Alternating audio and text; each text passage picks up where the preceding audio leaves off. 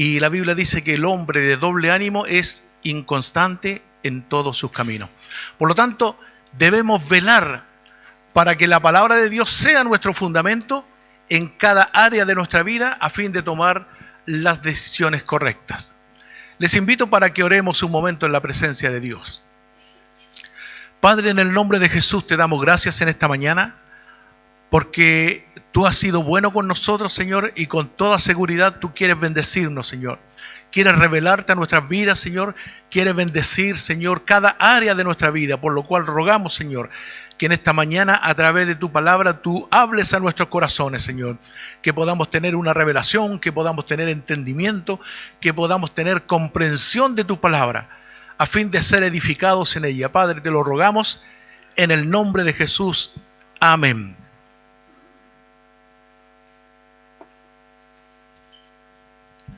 Gloria a Dios. No sé si tenemos el apoyo. Bien, allí vamos a ver o a recordar que estamos estudiando el libro de los Hechos, ¿verdad? Yo cada vez que tengo la oportunidad de comenzar la clase hago un breve repaso porque es bueno refrescar la memoria y ver hasta dónde hemos avanzado a fin de que en base a lo avanzado continuemos adelante. Y en el capítulo 8 vimos ya la semana pasada, bueno, estuvo la hermana Flora en este lugar, cómo Saulo, que era un joven que formaba parte de ese grupo opositor al Evangelio, consentía en la muerte de Esteban. Y eso fue el comienzo de la persecución. El comienzo de la persecución, ahí está claramente. Los hombres piadosos entonces reaccionaron enterrando el cuerpo de Esteban e hicieron duelo por él. Entonces, frente a la muerte de Esteban se presentaron dos situaciones. Por un lado, los hombres piadosos se preocuparon de tomar su cuerpo, enterrarlo y hacer duelo por él, porque Esteban era un hermano muy querido. Pero por otro lado, Saulo trataba de destruir a la iglesia, entrando casa por casa y encarcelando a hombres y mujeres. Ahora, esta situación, naturalmente, en la iglesia que aún no había sido instruida cómo tenía que reaccionar, es natural que ellos hayan sufrido el temor, el miedo, el terror a la persecución, por lo cual fueron esparcidos, ¿verdad? Y ahora pasamos a la otra imagen. En Hechos 8 también vemos que los que fueron dispersos anunciaban el Evangelio por donde pasaban. Aquí vemos como fruto de la persecución, la iglesia fue cumpliendo el llamamiento del Señor al principio del libro. Recordemos que en Hechos 8, al principio del libro de los Hechos, Jesús les dijo: recibiréis poder y me seréis testigos. En Jerusalén, en Judea, en Samaria y hasta lo último de la tierra. Pero como iglesia ellos se habían quedado en este momento en Jerusalén y estaban alcanzando Judea. Sin embargo, tenían que ir a Samaria. Entonces la persecución fue usada por el Señor para alcanzar el propósito en la iglesia, que era llegar hasta Samaria y lo último de la tierra. En la imagen número 3, de esta forma llega Felipe a Samaria para anunciar el Evangelio. Esto también lo tocó nuestra hermana Flor, pero lo estoy refrescando. El avance del Evangelio a Samaria era un hito casi sin comparación. Sin duda sería una locura para los judíos, quienes aborrecían a los samaritanos y los consideraban peor que los perros. Había en ese tiempo una animadversión entre los samaritanos y los judíos. Samaria es un territorio dentro de Israel. Sin embargo, era un territorio donde existía una nación, existía un pueblo, existía gente que tenía rivalidad, que tenía enemistad con los judíos de Jerusalén. Porque históricamente Samaria se había pervertido en lo religioso. Yo hice una secuencia que para reforzar lo que se ha hablado anteriormente. Por ejemplo, cuando se encontró Jesús con la mujer samaritana fue clara cuando dijo que judíos y samaritanos no se trataban. O sea, ¿cómo tú me vienes a pedir agua a mí?, le dijo la mujer samaritana a Jesús, siendo judío. Si tú sabes que los judíos y los samaritanos no tenemos ninguna relación, no nos tratamos, somos enemigos, somos adversarios. Había una animadversión. Entonces, está claro en la palabra que ellos no se trataban, no había amistad entre ellos, ¿ya? Y por esta razón es que cuando los judíos tenían que viajar al norte o al sur, y entre el norte y el sur estaba Samaria, entonces ellos evitaban Samaria, pasaban al otro lado del Jordán, se iban por el otro lado y luego llegaban a Jerusalén. Entonces hacían ese viaje o ese recorrido con el fin de evitar pasar por Samaria. Y a los samaritanos también les molestaba mucho cuando un judío se iba a meter a su territorio. Existía una enemistad intensa respecto de ellos. Fíjese que esto ocurrió desde el Antiguo Testamento. Esta enemistad partió cuando el rey Salomón, un rey que era muy sabio, porque había recibido sabiduría de Dios, él, si bien es cierto, gobernó con sabiduría al país, pero lamentablemente no supo gobernar su propia vida. La Biblia dice por ahí que Salomón llegó a tener 1000 mujeres, entre esposas y concubinas. Entonces, administró mal su vida, sus mujeres apartaron el corazón de Salomón de la misma presencia de Dios, y en su hogar o en su descendencia no hubo gente que temiera a Dios. Entonces, después del reinado de Salomón, Israel se dividió en dos, que fue entre el reino del norte y el reino del sur. El reino del norte, llamado el reino de Israel, y el reino del sur era el reino de Judá. Israel dividido en dos, los del norte y los del sur. Entonces los del norte tuvieron reyes que hicieron lo malo ante los ojos de Jehová, y cada uno de estos se apartó cada día más de Dios, al punto que permitió la idolatría. Por ejemplo, acá dice, el primer rey del norte fue Jeroboam, quien hizo lo malo ante los ojos de Jehová. Y Jeroboam tenía, ¿cuál era el problema de él? Jeroboam tenía temor de sus ciudadanos. ¿Por qué? Porque como era del norte, él tenía temor de que sus ciudadanos se reconciliaran con Judá y fueran a adorar a Jerusalén. Entonces, para que no hicieran eso, Jeroboam les construyó 2 altares para que ellos adoraran a Dios lejos de Jerusalén. Allí en Betel y allí en Dan, 2 tribus que fueron donde se construyeron estos altares con el fin de que el pueblo no fuera a adorar a Jerusalén. Entonces, después de Jeroboam, gobernó Omri, que era otro rey. Omri dice en 1 Reyes 16:25, Omri hizo lo malo ante los ojos de Jehová e hizo peor que todos los que habían reinado antes que él. ¿Quién era este Omri?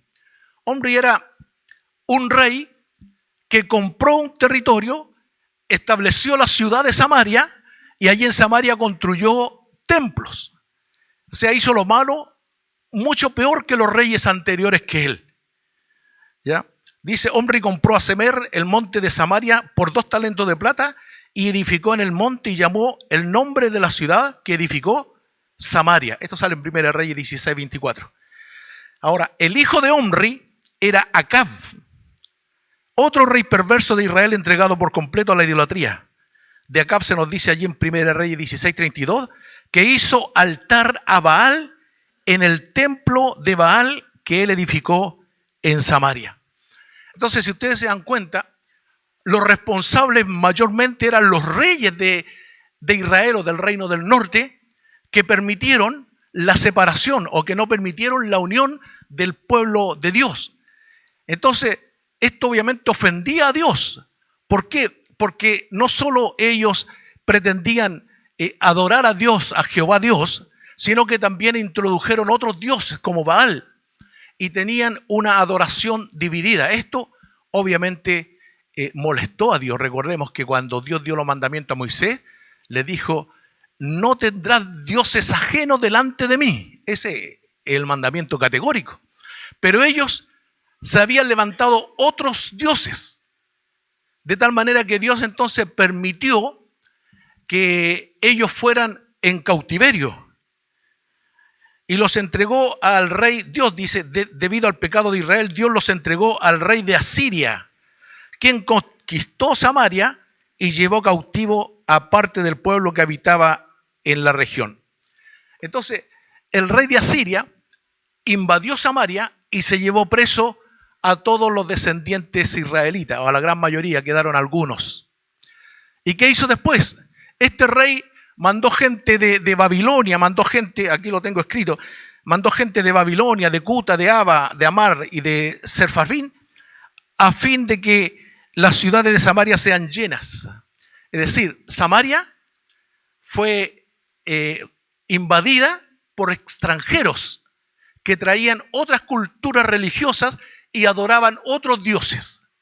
Entonces Samaria, siendo parte del país Israel, había gente, había ciudad, había ciudadano, había pueblo que adoraba a otros dioses. Entonces, los judíos que estaban en Jerusalén habían visto este desarrollo y ya tenían una enemistad, un rechazo frente a ellos. ¿Qué pasó? Que después el rey de Asiria mandó a algunos sacerdotes a enseñarle a los que vivían allí en Samaria, a enseñarle acerca de Dios y de la ley de Moisés, para que conocieran a Jehová Dios.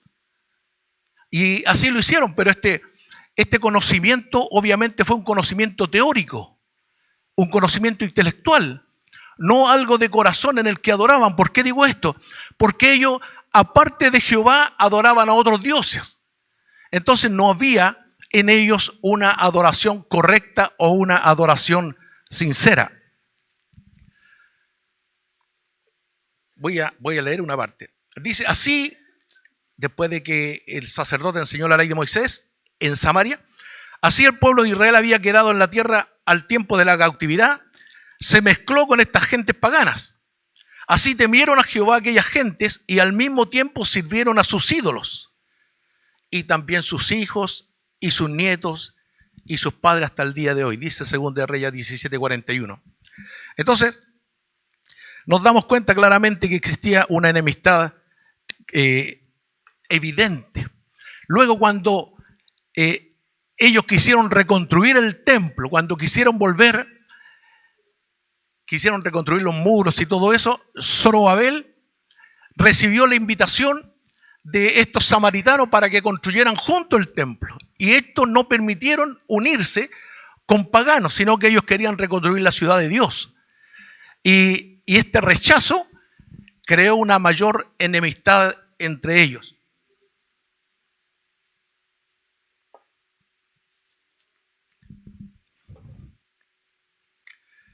Lo mismo hicieron en el tiempo de Nehemías. Cuando Nehemías quiso reconstruir los muros de Jerusalén, las palabras de Sanballat hacen ver que los samaritanos no se consideraban a sí mismos judíos. Habló delante de sus hermanos del ejército de Samaria y dijo, ¿qué hacen estos débiles judíos?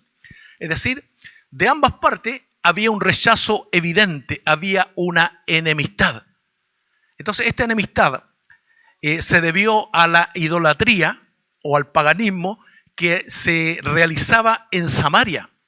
Por eso los judíos, cuando querían de Jerusalén a Judea, querían pasar y había que pasar por Samaria, eludían, bordeaban la ciudad de Samaria. Esta enemistad es tan evidente como, por ejemplo, cuando Jesús quería preparar la Pascua, mandó a sus discípulos para que le dieran alguna facilidad y los samaritanos lo rechazaron. Entonces allí tenemos que Jacobo y Juan se sintieron tan molestos que le dijeron a Jesús, Señor, ¿quiere que hagamos llover fuego del cielo para que los destruya? O sea, en los mismos discípulos había un rechazo a los samaritanos. Querían hacer descender fuego del cielo. Esta era la situación que se daba en ese tiempo. El diccionario bíblico Vila Escuán comenta que posiblemente fue Sanballat quien construyó un templo en Gerizim. Entonces, Gerizim que es un monte de Samaria, allí se construyó un templo para que los samaritanos adoraran a Jehová Dios. Por eso cuando Jesús llegó donde la samaritana, a la mujer samaritana, la mujer le dijo, ustedes dicen que en ese monte hay que adorar. Nosotros decimos que en este otro monte hay que adorar. ¿Por qué? Porque ellos habían construido un propio templo lejos de los mandamientos de Dios, lejos de la ley de Dios, cuando Dios estableció que Jerusalén era la ciudad santa. Entonces, allí podemos entender el diálogo de la samaritana con Jesús. Y Jesús en su amor fue categórico, le dijo, créeme mujer, que llegará el día que ni en ese monte se adorará a Dios. Porque Dios es espíritu y Dios busca adoradores en espíritu y en verdad. Entonces, ella le dice, Señor, la palabra dice que un día ha de venir el Cristo, el Mesías. Y Jesús le dice, créeme mujer, yo soy. Y cuando la mujer creyó, mandó a buscar a toda su población y los trajo a Jesucristo. Ahí comenzó levemente el evangelismo en Samaria. Sin embargo, lo potente, lo fuerte del evangelismo en Samaria fue cuando llegó Felipe. En esta persecución, Felipe fue, a ver, ¿en qué imagen estamos? De esta forma, llega Felipe a Samaria. Y el avance del evangelio de Samaria era un hito casi sin comparación. Sin duda sería una locura para los judíos, quienes aborrecían a los samaritanos y los consideraban como los perros, o peor que los perros. En la imagen número 4, Felipe, varón de buen testimonio, lleno del Espíritu Santo y de sabiduría, predica con poder el evangelio y el Señor respalda su mensaje con liberaciones y sanidades. Entonces, acá ocurre algo, un hito, algo emblemático, algo notorio, algo evidente, porque el evangelio llegó con poder, con fuerza, con autoridad a Samaria, que era una ciudad pagana o que era un pueblo pagano, con Felipe. ¿Quién era Felipe? Ya lo vimos en lecciones anteriores. Felipe era uno de los diáconos que habían sido elegidos por la iglesia, que era un varón que tenía buen testimonio, ¿verdad? Y que era un varón temeroso de Dios. Y él, en la persecución, llegó a Samaria, predicó el evangelio, y como era de buen testimonio y como era lleno del Espíritu Santo, el Espíritu Santo le respaldó con poder. Y detrás de la palabra predicaba, habían liberaciones y habían sanidades. La liberación tiene que ver con que la gente es liberada de demonios. Había muchos endemoniados en esa parte, ¿ya? Y las sanidades tiene que ver con gente enferma que era sanada en el momento.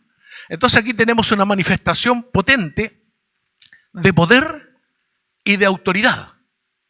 Y esto tenemos que tomarlo nosotros y hacerlo propio. Porque nosotros sabemos, y no creo que alguien dude, que Dios es todopoderoso. Dios tiene todo el poder. ¿Por qué entonces muchas veces no hay sanidades o no hay liberaciones? Porque el poder se manifiesta con autoridad. Y la autoridad reside en el hombre. Felipe tenía autoridad porque era de buen testimonio y era lleno del Espíritu Santo. Por lo tanto, la autoridad le da al hombre el derecho para usar el poder. Y Felipe con esa autoridad usó el poder de Dios y hubo sanidades. Por eso muchas veces el evangelio se predica y no hay sanidades. Porque los hombres que predican no tienen autoridad, buen testimonio, una vida santa. Eso tiene que ver con autoridad. Ese es un requerimiento, ese es un requisito para que el poder de Dios se manifieste a través de un ministerio. Una vida santa, una vida de buen testimonio, una vida llena del Espíritu Santo. Es decir, hombres de oración, hombres de buen testimonio, hombres de buen comportamiento. Hombres y mujeres hablo, ¿verdad? Entonces, eso le da la autoridad al hombre para predicar y Dios se encarga de respaldar esa predicación con poder. Eso fue lo que pasó con Felipe cuando llegó a Samaria. A pesar de tener un auditorio totalmente en oposición a los judíos, el mensaje fue tan potente que la gente creyó al mensaje. La gente recibió el poder de Dios. La gente se convirtió a Jesucristo. Pasamos a la imagen 5. Pero, si usted, bueno, no sé si lo logra ver, pero la palabra pero está remarcada en negrita. Pero había llegado a aquella ciudad antes que Felipe un hombre llamado Simón. ¿Quién era este Simón? Que antes que llegara Felipe ya estaba haciendo estragos. Simón era un mago, Simón el mago. Y acá quiero aclarar, nosotros en este tiempo, a los magos que vemos en televisión, o ilusionistas que vemos en televisión, ellos lo hacen para el espectáculo, ellos hacen trucos y hasta son entretenidos verlo. No se refiere a este tipo de mago. Cuando la Biblia habla de mago, se refiere a los que practican hechicería y a los que usan el poder satánico para hacer señales mentirosas, prodigios y señales mentirosas. ¿Por qué? Debemos reconocer algo. Satanás tiene poder. Satanás tiene poder, pero mayor poder tiene nuestro Dios. Ahora nosotros cuando nos enfrentamos al poder de Satanás, acá no se trata de quién tenga más poder, porque nosotros sabemos que Dios tiene más poder, eso es evidente. El problema está en que se trata de quién tiene más autoridad. Satanás no tiene autoridad. No tiene autoridad. Y frente a nosotros tenemos la autoridad. Recordemos que Jesús cuando resucitó dijo, toda autoridad me ha sido entregada. Así que tómenla. Prediquen el Evangelio. Hagan discípulos a todas las naciones. Sobre estas señales, sobre ellos seguirán estas señales. Hablarán nuevas lenguas, echarán fuera demonios, pondrán las manos sobre los enfermos y sanarán. Entonces, eso es la autoridad que Jesucristo le entregó a la iglesia. Por lo tanto, cuando Felipe llegó y recibió o se encontró con la oposición de este Simón el mago, fue evidente la manifestación poderosa de parte de Dios. ¿Por qué? Porque Felipe tenía autoridad. Este Simón el mago había engañado por tiempo a esa gente que era pagana o que era incrédula. La había engañado por tiempo haciéndole creer que todos los prodigios, señales y milagros que él hacía, se los hacía creer que venían de parte de Dios. Porque es fácil engañar a una persona que no tiene el conocimiento de Dios. Y eso ocurre hoy en día.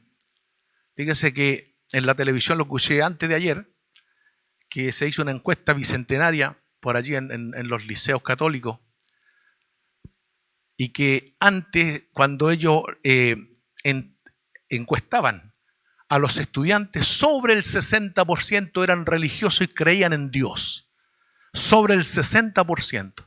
Y la que hicieron en esta semana que pasó, no alcanza el 14%. Ahora nadie cree en Dios. Pero esa convicción la cambiaron por ejemplo, creer en el universo, creer en el chakra, creer en el karma, creer en el zodiaco, en el horóscopo. Ahora creen en cualquier cuestión, en vez de creer en el Dios que creó los cielos y la tierra. Entonces, existe una falsa mente llamada ciencia que embauca, que engaña y que atrapa la mente y los corazones de la sociedad actualmente. ¿Por qué? Porque ellos están en ignorancia. Y a los ignorantes es fácil atraparles.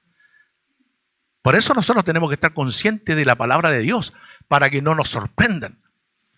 Por ejemplo, habla de la falsa mente llamada ciencia. ¿Cuál es la ciencia verdadera? Por ejemplo, los astrónomos, los científicos miran con un telescopio y descubren los planetas y nuevas galaxias. Eso es ciencia verdadera y a eso nosotros le creemos, porque es ciencia. Pero ¿cuál es la falsamente llamada ciencia? Los astrólogos, que miran la misma estrella, la misma galaxia y le dicen a usted, hoy en luna nueva le va a ir bien. Si usted nació en este siglo o si usted es de este signo, el día lunes le conviene. O juegue el 5, el color verde lo tiene que usar. Y comienzan a engañar a los ignorantes. Y hay gente que cree en el horóscopo, en su ignorancia. Por eso me sorprendió esta encuesta que hizo el catolicismo, que ahora los jóvenes no creen en Dios, no se identifican con ninguna religión, porque sencillamente comenzaron a cambiar el fundamento de su fe. Ahora creen en el universo, en las chakras, en el karma, en el horóscopo, en la meditación, no sé, en tantas otras cosas que son engaños.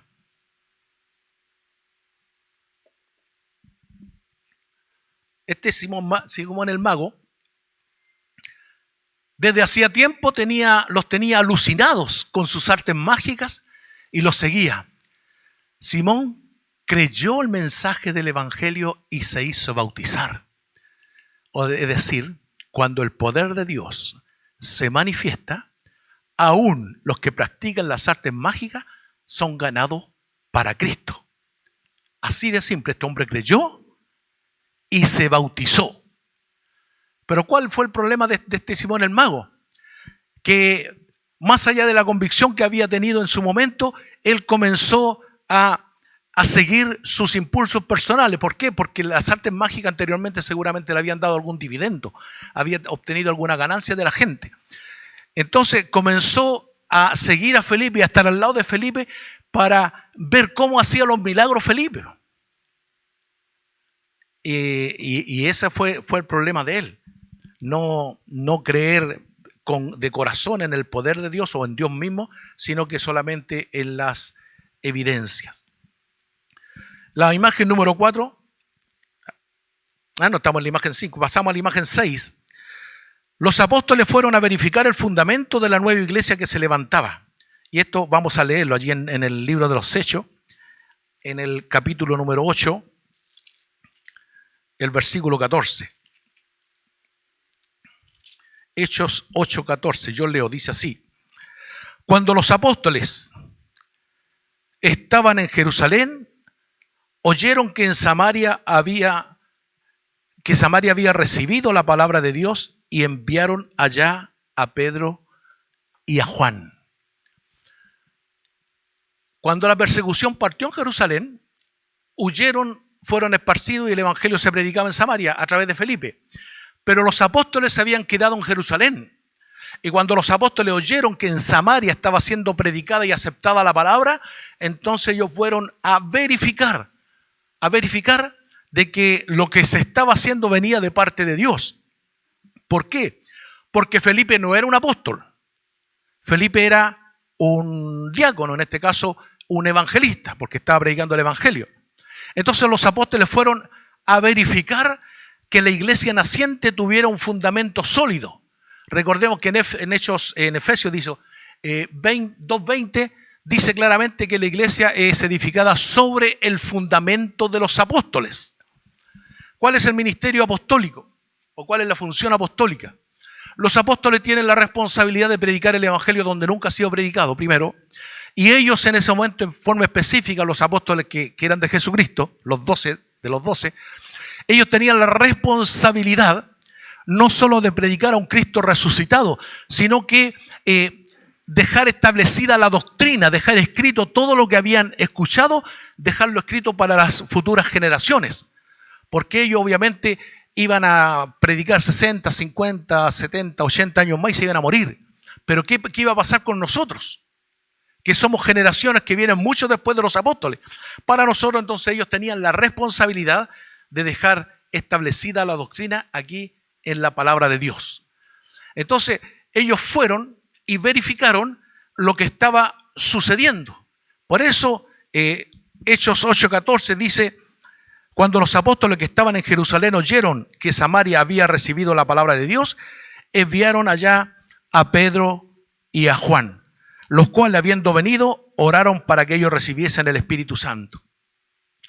Entonces, Hechos 8:14 nos dice que ellos fueron a ver o a verificar que el fundamento de esa iglesia o de esa predicación estuviera en forma correcta. La imagen número 7 dice así: esto es de vital importancia, porque le mostraba a los apóstoles y en ello a toda la iglesia que los samaritanos también son parte del nuevo pacto. Fíjese que a los judíos, a los apóstoles incluso, les costaba mucho entender, o todavía no entendían, que los gentiles, que los paganos, que los que no eran judíos, también iba a ser alcanzado por la salvación o por el mensaje de Jesucristo. No lo entendían. Más adelante vamos a estudiar el caso de Pedro, que él tuvo una revelación de Dios para aceptar a Cornelio. Pero ellos, siendo judíos, les costaba entender que los samaritanos iban a ser salvos, porque los judíos pensaban que la salvación era solamente para ellos. Esa era la idea del antiguo pacto, del Antiguo Testamento.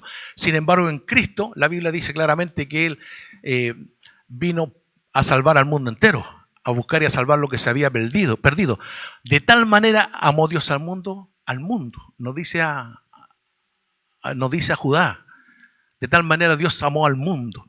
Entonces, esto fue evidente para los apóstoles, para que los apóstoles pudieran entender que la salvación también era para los samaritanos, que la salvación también era para los gentiles. Ese era el mandamiento inicial de Jesús, que fueran testigos en Jerusalén, en Judea, en Samaria y hasta lo último de la tierra. Esta parte era la que les costaba entender. Por eso Dios permitió, por un lado, la persecución, y por eso Dios permitió que los apóstoles fueran a Samaria a verificar que el mensaje había sido recibido por los samaritanos, y a verificar que también el Espíritu Santo podían recibirlo. Y esto también fue una evidencia. A ver si después me traen un poquito de agüita. Ahí el hermano Rodrigo. Esto también fue una evidencia para los samaritanos. Porque al creer el mensaje, por esta rivalidad que fue mencionada anteriormente, lo más lógico era que los samaritanos hicieran su propia iglesia, como así tenían su propio templo. Entonces habrían querido ser una iglesia separada de Jerusalén. Y no, ellos entendieron, cuando vinieron los apóstoles de Jerusalén a confirmar o a verificar, los samaritanos entendieron que formaban parte de un mismo pueblo, que formaban parte de una misma iglesia. Entonces Dios permitió este evento en el cual hubo comprensión de parte de los judíos para aceptar a los samaritanos, y de parte de los samaritanos para entender que forman parte del mismo pueblo, de la misma iglesia que forman parte los judíos. Entonces esto es bien interesante. Por otro lado,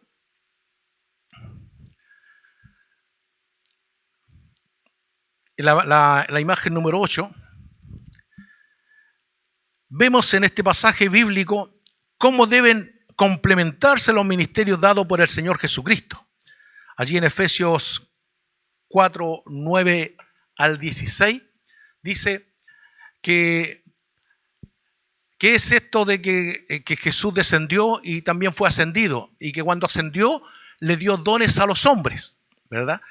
Le dio dones a los hombres. Y más adelante dice, él mismo estableció a algunos apóstoles, a otros profetas, a otros evangelistas, a otros pastores y maestros.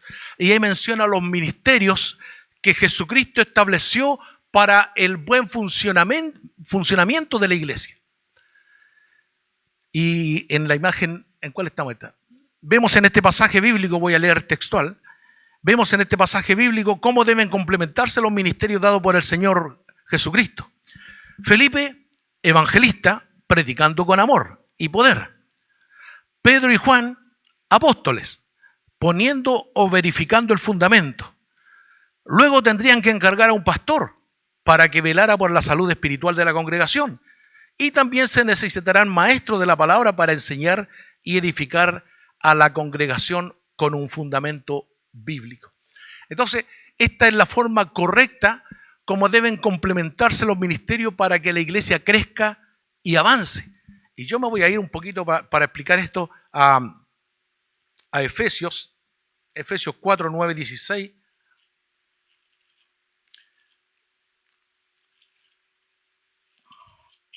Efesios 4, 9 dice así: y eso de que subió, ¿qué es? Sino que también había descendido primero a las partes más bajas de la tierra. El que descendió es el mismo, también subió por encima de todos los cielos para llenarlo todo. Y él constituyó a unos apóstoles, a otros profetas. Bueno, este pasaje, cuando dice en el versículo 8 que dio dones a los hombres, por lo cual dice, subiendo a lo alto se llevó a la cautividad y dio dones a los hombres. Este pasaje es interesante tenerlo cuando habla de los dones. de los dones. Porque muchas veces yo he escuchado este pasaje explicado como un sistema de gobierno para la iglesia. Y esa interpretación es incorrecta, es errónea. Acá no está hablando de gobierno ni de jerarquía. La palabra dones que usa acá es diferente a la que usa en 1 Corintios Pablo cuando habla de los dones espirituales. En 1 Corintios habla de carisma, los dones espirituales, que son las capacidades dadas por el Espíritu Santo para respaldar un ministerio, hacer milagros, sanidad y todo eso. Ese es un carisma, la palabra griega. Pero en este caso habla de domata. Usa la palabra domata, que es traducida como dones. Y este domata tiene que ver con el carácter de Cristo manifestado a través de sus discípulos, que son establecidos por Cristo como apóstoles, profetas, evangelistas, pastores y maestros. Entonces, cuando leemos este pasaje, nos damos cuenta que la figura que está en la mente de Pablo es la de una constructora o la de una que edifica. Más adelante, para la edificación del cuerpo de Cristo, usa la palabra edificación. Entonces, este pasaje no usa un lenguaje de gobierno ni un lenguaje militar donde se notan los rangos o las jerarquías. No usa ese lenguaje. Porque nosotros como gobierno de iglesia sabemos que tenemos rangos y jerarquía y que la principal cabeza es Jesucristo. En este pasaje de Efesios, cuando Cristo establece apóstoles, profetas, evangelistas, pastores y maestros, no usa el lenguaje de rango. Son servidores. Entonces, usa la figura más correcta para interpretar este pasaje sería de un contratista que contrata albañiles, carpinteros, pintores, electricistas, ¿ya? Ellos no son los que dan las órdenes. Ellos obedecen órdenes de un contratista. Lo mismo pasa en la iglesia. Los ministros no son la autoridad de la iglesia, la autoridad de Jesucristo. Cada uno de nosotros, los que cumplimos una función o un ministerio, somos los que recibimos orden y cada uno hace un aporte en un área diferente.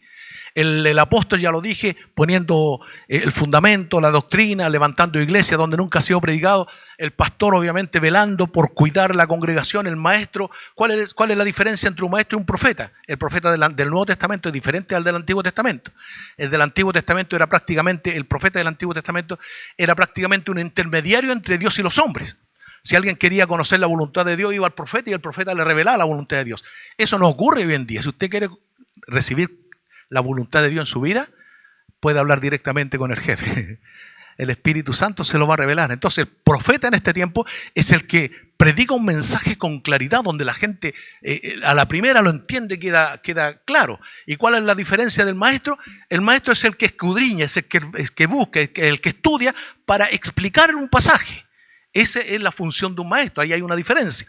El pastor es el que tiene que velar, cuidar el rebaño. Si una ovejita se le va, tiene que ir a visitarla. Si una ovejita se le enferma, tiene que ir al hospital. Esa es la función de un pastor, velar y cuidar por la salud espiritual de la iglesia, ¿verdad? El maestro, ya dije, enseñar, explicar, traer comprensión a la congregación. Bueno, ¿cuál es el ministerio mayor? Ninguno. Estamos todos en el mismo nivel. Porque, por ejemplo, veamos, en el caso de Antioquía, esto lo vamos a ver en el libro de los Hechos más adelante, el apóstol Pablo, siendo apóstol, fue enviado ¿por quién? Por el pastor de Antioquía. El pastor de Antioquía le encargó a Pablo que fuera en ese viaje misionero. Y cuando Pablo volvió, ¿a quién tenía que darle cuenta? Al pastor de Antioquía. Entonces ahí tenemos una figura que un apóstol le da cuenta a un pastor. Entonces no se trata de quién es más, de quién es menos, no. Acá todos somos iguales. Solamente que cumplimos una función diferente. Todos somos importantes en la presencia de Dios, solamente la función que nos fue asignada es diferente. Pero la cabeza, el gobierno es Jesucristo. Estamos hablando de un sentido espiritual. Ahora, si hablamos de organización, que esto es otra cosa, primero hablé del organismo, la iglesia cómo funciona. Si hablamos de la organización, por supuesto que hay alguien que la preside, que es el pastor. Esa es su responsabilidad, ese es su ministerio, esa es su función. Por eso nosotros acá siempre vamos a respetar al pastor. En este caso, nuestro pastor Carlos Ortega. Obviamente, ¿por qué? Porque esa es su función, ¿ya? Pero como organismo, como función, nosotros tenemos nuestra responsabilidad vamos a cumplir nuestra función en base a la designación que el Espíritu Santo nos dé. Esto es lo que vemos allí en el libro de los Hechos, en la figura 14. Vemos que en este pasaje bíblico cómo se deben complementar los ministerios dados por el Señor. Felipe como evangelista, Pedro y Juan como apóstoles, verificando el fundamento. Luego tendrían que encargar a un pastor, porque ahí se estaba levantando una iglesia nueva en Samaria. Iban a tener que dejar a alguien a cargo para que velara por la salud espiritual de la congregación, ¿verdad? Y más adelante obviamente iban a tener que tener el respaldo de otros colaboradores como los maestros, el liderazgo, presidente, depende cómo se organicen. Cada iglesia tendrá su propia organización. Sin embargo, como organismo funcionamos de esta forma. Todos tenemos una función dada, todos tenemos una responsabilidad. Entonces esto debiera despertar en nosotros el interés, el deseo de seguir proclamando la palabra de Dios, tal como lo hicieron en el Antiguo Testamento, y no esperar una persecución. Sí, el problema fue ese, que ellos se habían quedado en Jerusalén y el mandamiento era que fueran a Judea, a Samaria y hasta lo último de la tierra. Ya en la imagen número 9 del libro de los Hechos, los apóstoles oran para que recibiesen el Espíritu Santo. Eso sale en Hechos del 15, versículo del 15 al 17 del capítulo 8. Entonces, acá pasa lo siguiente.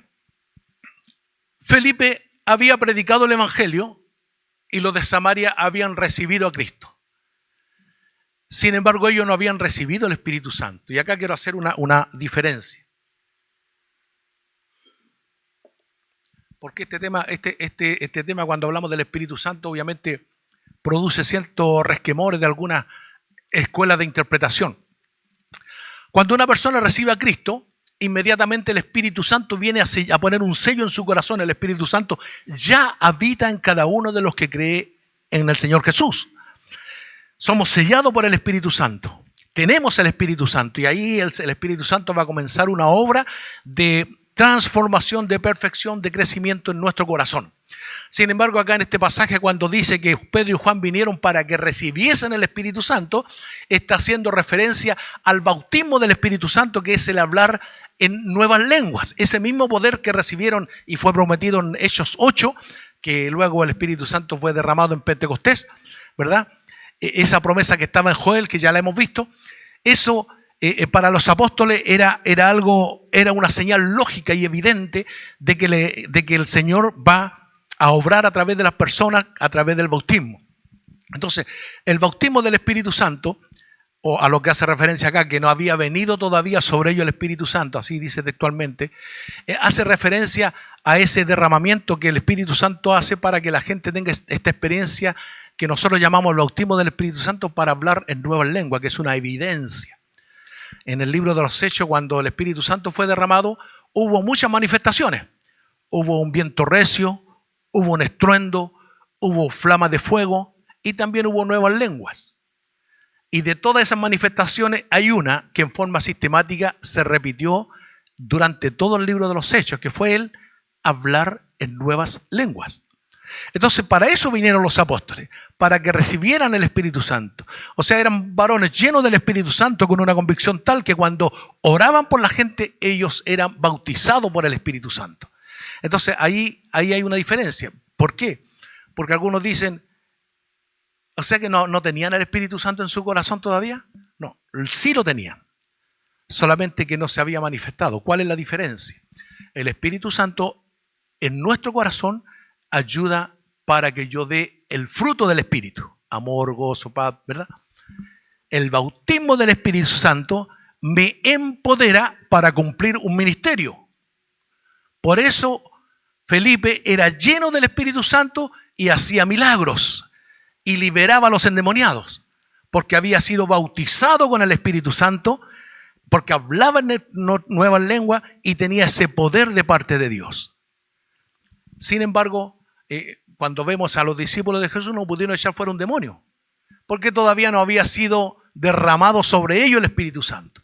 Esa es la diferencia, ¿ya? Entonces, cuando el pasaje dice que vinieron los apóstoles para que recibieran el Espíritu Santo, se refiere a eso, al bautismo del Espíritu Santo. Luego, Hechos 8 del 18, del 18 al 24, aquí hay un problema que se presenta con este Simón el mago. Dice, cuando vio Simón que por la imposición de las manos de los apóstoles se daba el Espíritu Santo, les ofreció dinero. Fíjense en este detalle, en esta palabra. Cuando vio Simón, o sea, Simón vio que los demás habían recibido el Espíritu Santo. ¿Cómo lo vio? ¿Cómo se dio cuenta? Porque los vio y los escuchó hablar en nuevas lenguas. Lo vio. Sin embargo, cuando recibieron a Jesús, yo no veo si el Espíritu Santo está o no está, porque es espíritu, invisible. Pero cuando Simón lo vio es porque vio las evidencias. ¿Ya? ¿Y qué pasó con este Simón? Cuando vio Simón que por la imposición de las manos de los apóstoles se daba el Espíritu Santo, les ofreció dinero, diciendo, dadme también a mí este poder para que cualquiera a quien yo pusiere las manos reciba el Espíritu Santo. Entonces Pedro les dijo, tu dinero perezca contigo, porque has pensado que el don de Dios se obtiene con dinero. Obviamente este Simón fue motivado por los beneficios que tenía anteriormente, que había recibido haciendo artes mágicas. Y él quería ahora tener los mismos beneficios con el bautismo del Espíritu Santo, como los apóstoles ponían sus manos y esto hablaban en lengua. Él quería tener el mismo poder. No había entendido todavía, nadie le había explicado. Y él ofreció dinero. Y Pedro obviamente le reprende diciendo que con dinero no se recibe el Espíritu Santo. Y esta confesión de Pedro, o este veredicto que Pedro dio, versículo 20. Entonces Pedro le dijo, tu dinero perezca, porque has pensado que el don de Dios se obtiene con dinero. Le está diciendo, en una correcta traducción, le está diciendo, tu dinero va a perecer y tú vas a perecer con él si sigues pensando que el Espíritu Santo se recibe con dinero. O sea, tienes que cambiar tu forma de pensar, Simón. Tienes que cambiar tu forma de pensar, porque el dinero perece y tú vas a perecer de la misma forma como tu dinero perece, si sigues pensando que se recibe con dinero la unción del Espíritu Santo. Entonces, el versículo 21 dice, no tienes tu parte ni suerte en este asunto, porque tu corazón no es recto delante de Dios. Arrepiéntete. Fíjese, esta la palabra es básica, es fundamental. Cuando Pedro le dice arrepiéntete, le está diciendo cambia tu manera de pensar, porque eso significa arrepentimiento, un cambio en la manera de pensar. Ya la etimología indica eso, no es el arrepentimiento que la gente habla afuera. Ay, que me arrepentí. No, es un sentimiento, es un cambio en la manera de pensar. Nosotros nos cambiamos nuestra manera de pensar y ahora tenemos la mente de Cristo, la mentalidad de Cristo, la forma de pensar de Cristo. Eso es lo que aprendemos en la palabra. Por eso le dice, arrepiéntete de esta tu maldad y ruega a Dios si quizás te sea perdonado el pensamiento de tu corazón. Porque en hiel de amargura y en prisión de maldad veo que estás. Respondiendo entonces Simón, dijo, rogad vosotros por mí al Señor para que nada de esto que habéis dicho venga sobre mí. Entonces, en este diálogo vemos que este Simón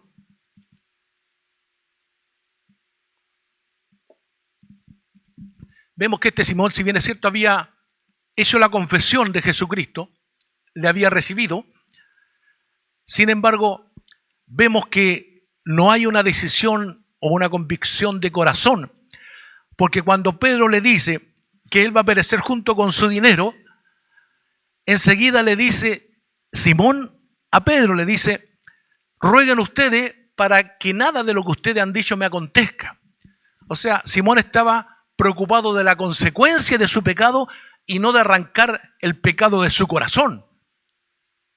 Ese es el problema que se da en este tiempo. Mucha gente le tiene miedo a la consecuencia del pecado, pero el pecado es arraigado en su corazón. Por ejemplo, un caso doméstico, trivial. Un hombre que desea a una mujer, a la vecina, siendo casado, a la vecina, a la tía del jardín infantil, no sé, lo desea, no se mete con ella, porque tiene miedo de irse al infierno, pero la está deseando en su corazón. Y Jesús dijo, si la deseamos en el corazón, ya estamos sonados. Entonces, una cosa es el ejercicio, es la práctica del pecado, y otra cosa es la raíz del pecado. Lo que el Señor está preocupado es que nosotros quitemos toda raíz de pecado de nuestro corazón. No como los fariseos. ¿Qué decían los fariseos? Yo no mato a nadie. Yo no mato a nadie. Jesús le dijo, el que se enoja con su hermano ya es culpable de juicio. Porque ellos odiaban. Ellos eran hipócritas. Ellos cuidaban la apariencia. Ellos cuidaban lo que la gente veía de ellos. Ellos cuidaban su testimonio. Eran de testimonio perfecto. Pero el problema estaba en su corazón. Este era el problema de Simón. Él le tenía miedo a las consecuencias, pero no quería sacar el pecado de su corazón. Por eso le pidió al apóstol Pedro, rueguen ustedes por mí para que ninguna de estas consecuencias venga sobre mi vida. Pero todavía seguía pensando que el asunto era por dinero. Y no, en este tiempo se dan situaciones muy parecidas a esta. A la gente del mundo se le engaña por dinero. Incluso hay iglesias y ministros que engañan a las congregaciones con el afán de tener dinero. No voy a nombrar a ninguna porque ustedes en la televisión la habrán escuchado y la habrán visto. Cuántos se han enriquecido por predicar el evangelio. Pero que otros se enriquezcan o que otros actúen de esa forma pecaminosa no indica en ninguna manera que debiera ser ese nuestro proceder. Lo importante de todo es que, pasando al último versículo 8:25, dice, y ellos, sabiendo testificado y hablado de la palabra de Dios, se volvieron a Jerusalén y en muchas poblaciones de los samaritanos anunciaron el evangelio. Entonces siguieron predicando a los samaritanos. Y esto es importante que nosotros entendamos, que no existe gente tan mala que no merezca recibir la salvación, que todos necesitan recibir la salvación. No, nosotros no podemos hacer esta distinción de gente. Y por eso pasamos a la última imagen, y es el texto que yo quisiera que leyéramos hoy, Efesios 2:14. Porque Él es nuestra paz, que de ambos pueblos hizo uno, derribando la pared intermedia de separación. Es decir, nosotros cuando escuchamos de los delincuentes, algunos dicen, ¿por qué no implantan la pena de muerte? Cuando escuchamos de narcotráfico y todo eso, pensamos que el castigo es lo mejor para ellos. Pero no, en Cristo, lo mejor que les puede suceder a esa gente es que sean salvos por la misericordia de Dios. Entonces no podemos tener pared de separación con la gente mala.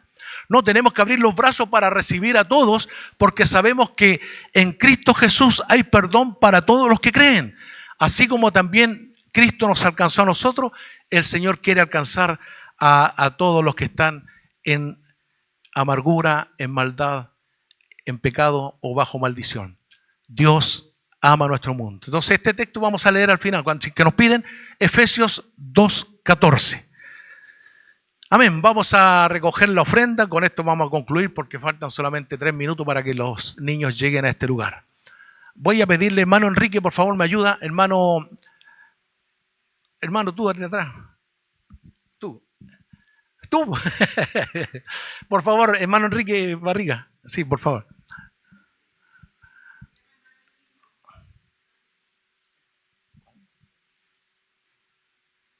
Por favor, ¿puede orar por la ofrenda? Padre.